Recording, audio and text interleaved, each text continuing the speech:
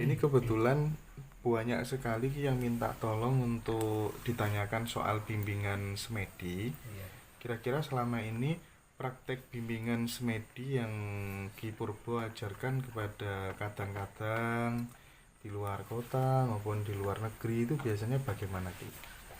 Itu pakai via telepon juga bisa. Hmm. Jadi lewat speaker, itu juga bisa.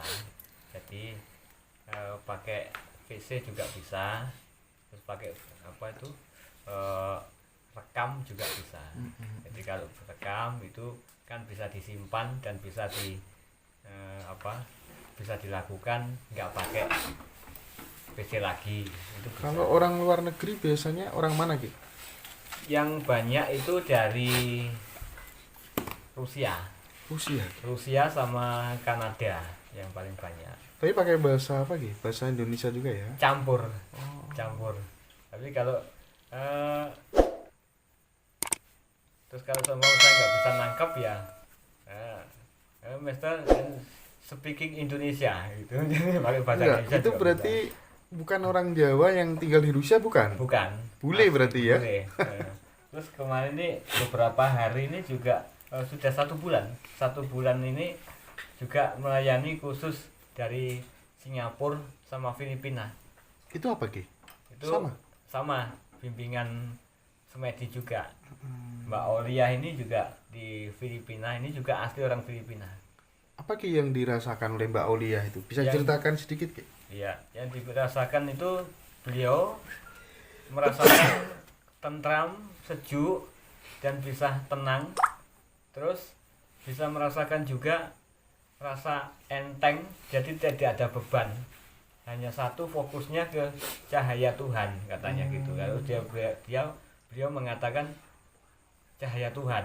Memang keyakinan Iya. Kristen, jadi cahaya Tuhan. Saya selama dibimbing Ki Purbo merasakan cahaya Tuhan di dalam jiwa saya.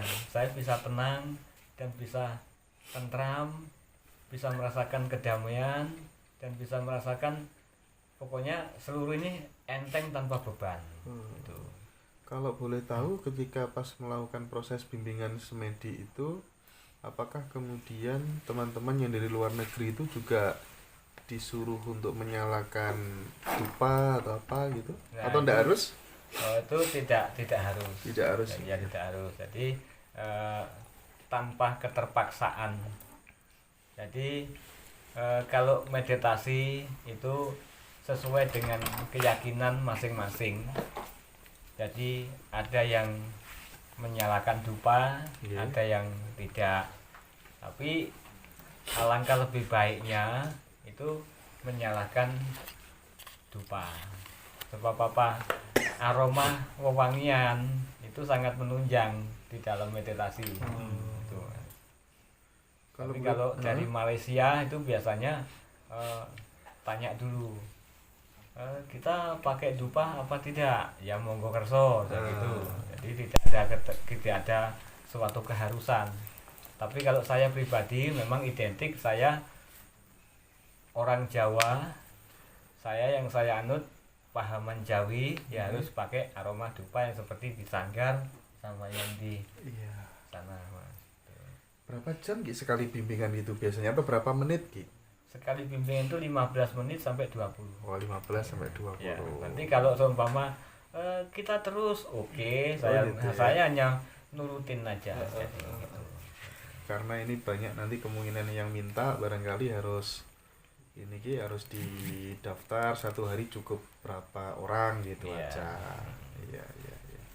Oh iya, saya banyak mendengar cerita bahwa Ki Purbo ini sering diundang ke luar kota acara perusahaan-perusahaan besar. Iya. Terus kemudian ke luar pulau barangkali untuk kepentingan-kepentingan mengusir gangguan-gangguan di kantor dan lain sebagainya. Apakah benar itu Ki? Betul.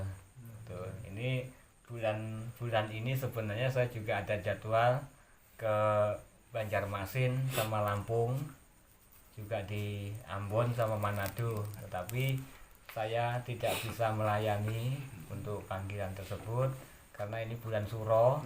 Jadi di Mojokerto sendiri juga saya padat juga jadwal saya, khususnya di Jawa Timur juga tiap hari. Mas saya nggak Iya. sampai ini juga mulai kemarin panjenengan kesini hari Minggu itu, malam Minggu itu, sampai sekarang juga belum lihat sama sekali.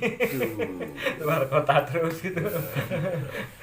Ini tadi Pak Gatot juga tahu, beliaunya datang, ini banyak orang di sini.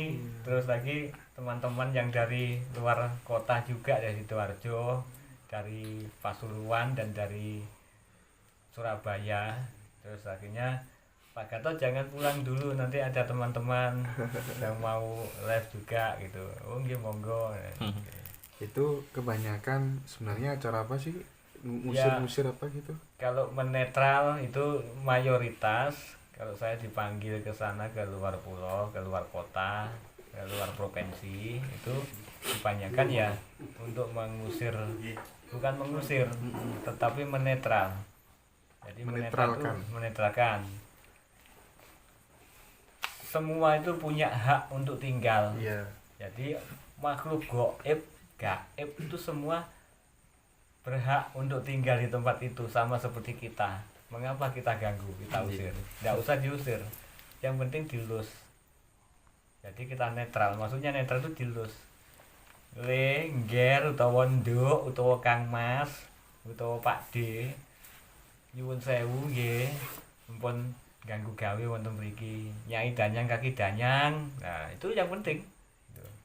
Mohon dengan bantuan panjenengan lumantar daya gaib panjenengan supaya bisa membantu para putra wayah ingkang sami-sami gesang wonten mriki saged gesang sami-sami pun ngantos wonten ridu.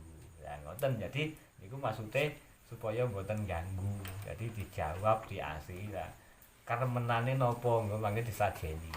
Ngoten. Nah niku untuk menetral. Terus lagi juga ada untuk sikap dan pengamanan. Kalau orang disebut tumbal, itu mesti orang takut. Wah, tumbal. Nah, tumbal mesti gowo apa? Gowo korban kayak gitu. Enggak.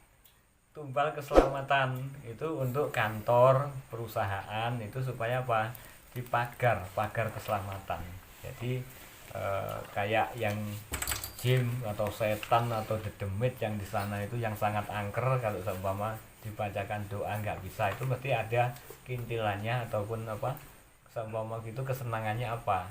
Dan lagi tangguhnya itu supaya apa, lebih tua, daya energinya itu lebih tua tumbal ini daripada yang bermukim di situ gitu. Jadi supaya bisa sama-sama lerem gitu. Berarti pendekatannya tetap kasih sayang ya, Ki? Tetap kasih sayang. Tapi meskipun demikian, apakah kemudian di dalam tempo waktu tertentu sempat ada perlawanan, Ki? Kalau yang saya alami selama ini ya perlawanan itu sangat kecil. Sebab apa? Saya tidak pernah melawan. Jadi saya walaupun ada serangan apa aja itu tetap masuk. Jadi kayak Bruce gitu. Selama ini persentase keberhasilannya berapa persen, Ki? Kalau saya tidak persentase keberhasilannya, ya puji syukur semua itu mengatakan juga merasakan bahwasanya hasilnya itu lebih dari 75%. Gitu.